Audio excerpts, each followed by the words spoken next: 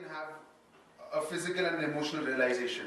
Rather than me just telling you and having an intellectual understanding of the work, I want you to all to physically understand it. Let me just define acting for you. What is acting? Acting is living truthfully under an imaginary circumstance. As long as you can live truthfully under an imaginary circumstance, how you manage to do that is completely up to you. Because an audience doesn't care about an artist's process. They only care about the result. So the imaginary circumstance is provided to us by the writer. In the form of a text, in the form of dialogues, in the form of situations, characters. It's all imaginary. It only exists on paper. Up until an actor brings it to life, we will humanize it. We will make it real. Only if it is real will the audience invest in it. If you truly believe that that is really happening, would you be then in the room? Would you then empathize? So that's why our job is relevant in storytelling. Essentially, we are storytellers, actors. Okay. Now the three types of actors. The first kind of actor is your cliche actor. The second type of actor is your mechanical actor. This actor will intellectually determine what his character is going through in the scene and then will play that.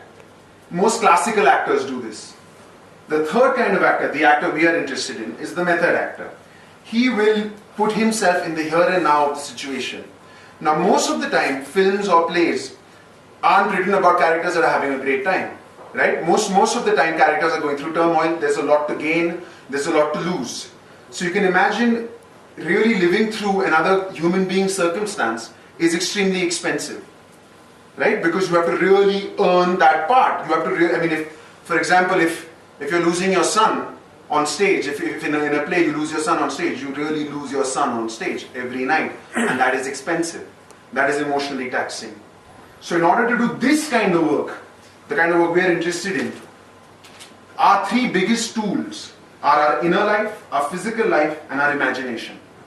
Okay? Let's just talk about the inner life for a bit. The inner life is basically hiding in your groin, right here. Okay? Let me actually start with saying that all of you already have everything you need to be actors. Because you are the instrument. Like a painter will have a paintbrush, a sculptor will have a chisel and soapstone. We have ourselves, our body, our voice, our inner life, our imagination, our senses, right? You've been betraying your inner life from day one. If you've had a formal education, which most of you all have, there are things in school you can't show. You can't show your emotions in school. You can't hit someone when you want them to. You can't cry, like boys can't cry when they're growing up. Girls can't sit with their legs open. So you've been betraying your inner life, so it doesn't trust you. So the first thing that we need to do is start to activate your inner life, to allow it to trust you. You see some actors that are on fire, that are really, really good, that can really get into a scene, snap, snap, snap out, snap in, snap out, snap in. It's just this. Their inner life is trained. It trusts them. They allow it to come out. So what I would encourage you all to do, if any of you want to act, is follow your impulse. If that means getting smashed, picking up some cocaine, jumping off a tree, whatever it might mean, just don't kill yourselves, but follow your inner life. That is the only way to start trusting you. Our physical life are your five senses. So your inner life connects to the outside world through your five senses. And your imagination, this is another big tool that we can use. As you can see, most actors, in many performances, you can see that their imagination is doing the work for them. Because more often than not, when you're on set or when you're on stage, you know that it's fake, right? So in a way, it's like an oxymoron. You've got to trick your critical thinking brain into the side of fiction, where it becomes real, where the fiction of the character becomes your truth. Keep your senses alive, listen and breathe, and you won't be thinking about anything else. You are grounded in the present. Move down to position number 2. Slowly take your time. Just keep breathing.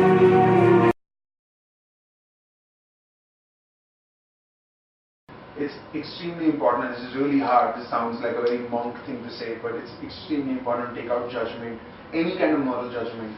Critical judgment is fine, but any kind of moral judgment from your life. Because the first skill is observation, and if I already come in with prejudice to a text, to a human being, if I have to portray Sean, and if I'm judging Sean, if I have some prejudice against Sean, or if I favor Sean, that will cloud my perception, my observation. It's very important not to judge the person in front of you, not to judge yourself most importantly. That's the hardest thing. You're your biggest critic. I mean, no one hates you as much as you hate you.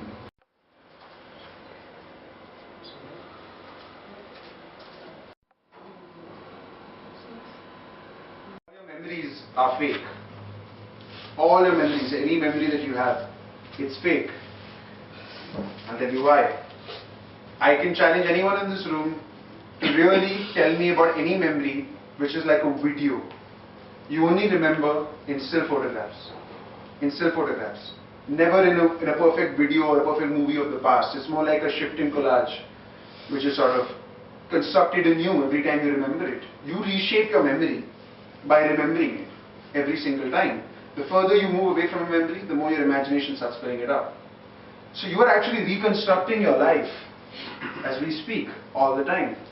It's fiction. Your memory is fiction. But here's the thing. Your emotions attached to the memory, they're real. They're real. They don't change. That's real. So you have a real emotion in a fiction setup. You're living truthfully in an imaginary circumstance. You are acting.